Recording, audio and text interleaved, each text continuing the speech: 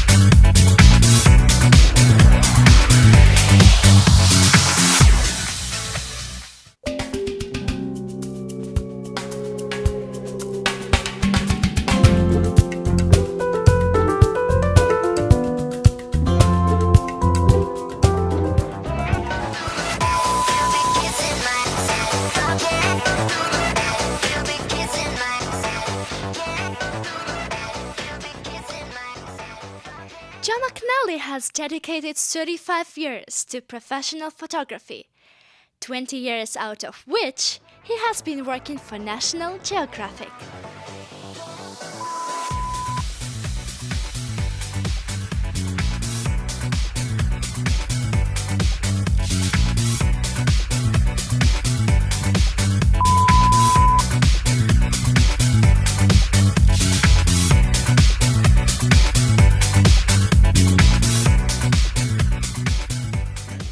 I know that you have published 3 books so far. You have had lots of exhibitions worldwide.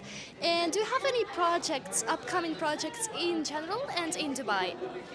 No, not really. To be honest, no. I have projects that I'm going to be working on. Ultimately, nothing here that is specific to Dubai. You have had a really vivid career. You have been working for National Geographic for around 20 years. And what was the hardest thing you have ever done? The hardest assignment? Yeah, yes. Well, there's no geographic assignment is easy. They all have different layers of complexity and different things that you have to kind of fight your way through or make connections about or understand before you can effectively photograph them. I would say the hardest story I ever had to do was a story on light, the power of light, which was just difficult in the sense that, you photograph a people, you photograph a place, they're there.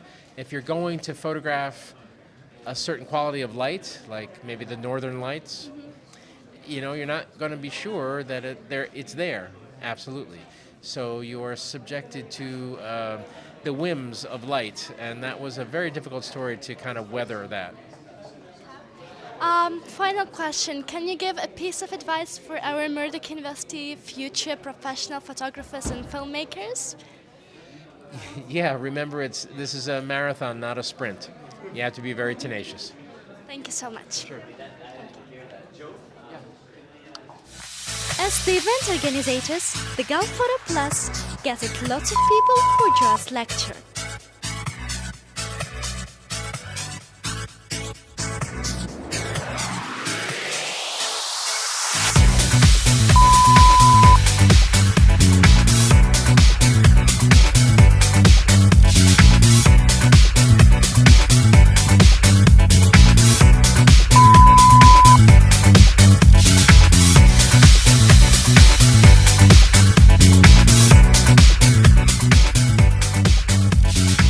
Nikon is the best camera in comparison to, let's say, Canon and Sony?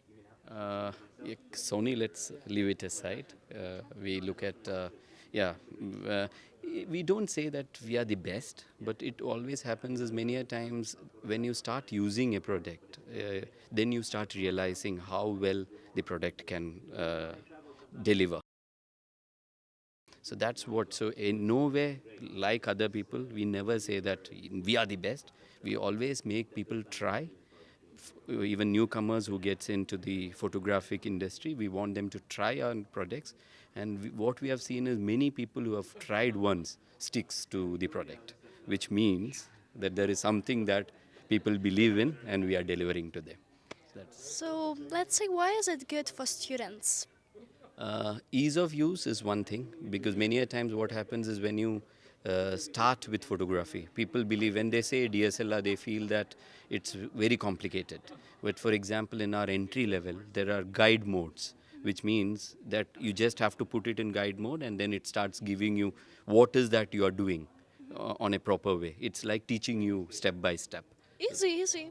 Yeah, so that's one very good thing about Nikon in that way. So we feel for beginners it makes a lot of sense to get into, and nowadays if you look at for students, we have something called Nikon School, which is being just announced about 3 months back. So we do, whoever buys a camera, they come in for a free session, introductory section of about 3 hours, and then you learn about what photography is, and you learn about how to use the camera.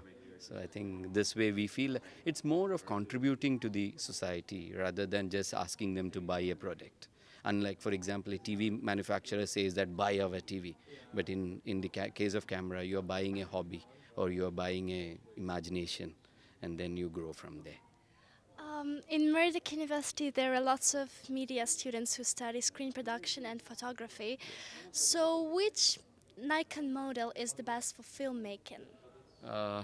Actually, if you look at, if I don't know whether you've heard about a camera called D800. Yeah, D800 is one of the best cameras that are being used for videography. So it's doing quite well. We came late into videography, but one thing is, if you look at globally, D90 was one first camera to introduce video.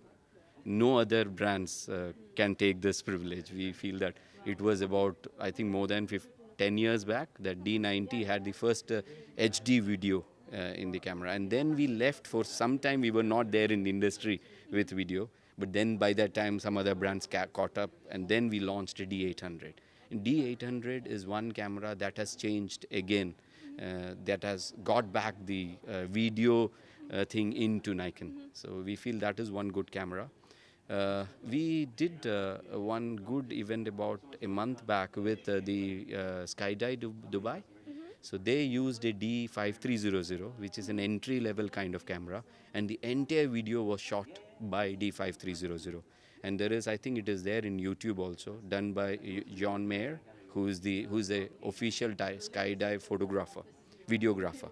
So he has used a D5300, which means even that level can deliver. And you know what are the challenges when somebody dives down. So I think that way every camera has the capability, but our ultimate is D800, which can do very well. Thank you so And much. one more thing we would like to check with you is if your university is interested, we can probably work with you as Nikon School, and then probably help you if there are any specific courses that you need to do, or you need to understand about videography or photography differently, you can always get in touch.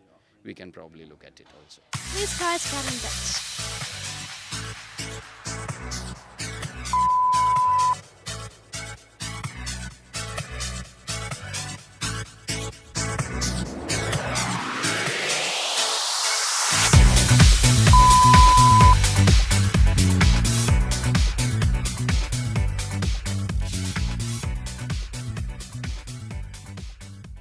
What was the best scene you have enjoyed about this exhibition?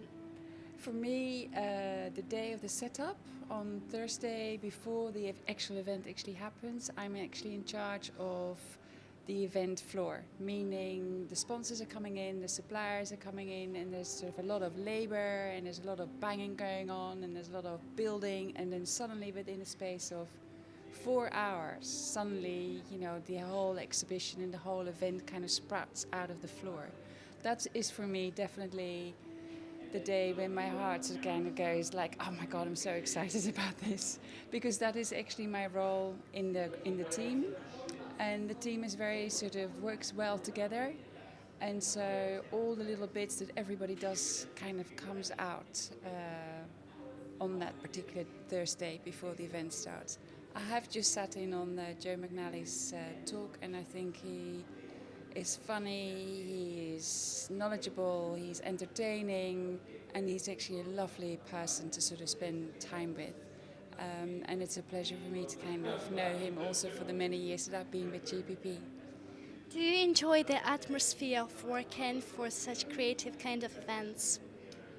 Absolutely, absolutely. It's to work with people who work with you is an amazing experience. We're not in here for ourselves, but we're here for the actual community event where we pull the visitors, the followers, the photographers, the specialists all together with the sponsors, and it's a true joy to be part of the team here. Why do you think it is essential for students to attend such kinds of exhibitions, such events? Yeah, the photographers who are coming to GPP here in Dubai are of excellent caliber, and they have a really sensitive and deep way of explaining the ins and outs of their trade. And I think to learn from the true professional is a gem in itself. So the best reason for the aspiring photographers to come out and just have a taste. True, thank you so much. Thank you.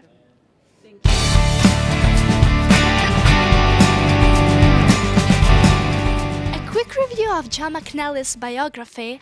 Funny moments from vivid photo career and exceptional techniques made this lecture unforgettable.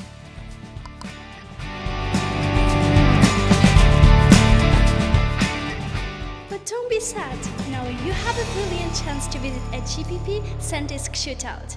Two amazing photographers, Sarah Landa and Zach Arias, will compete in front of a fully packed auditorium of photo fans for the best picture of a mystery subject. Dubai Knowledge Village Auditorium, 14th March, 6:30 p.m. Make sure you come there early. See you there.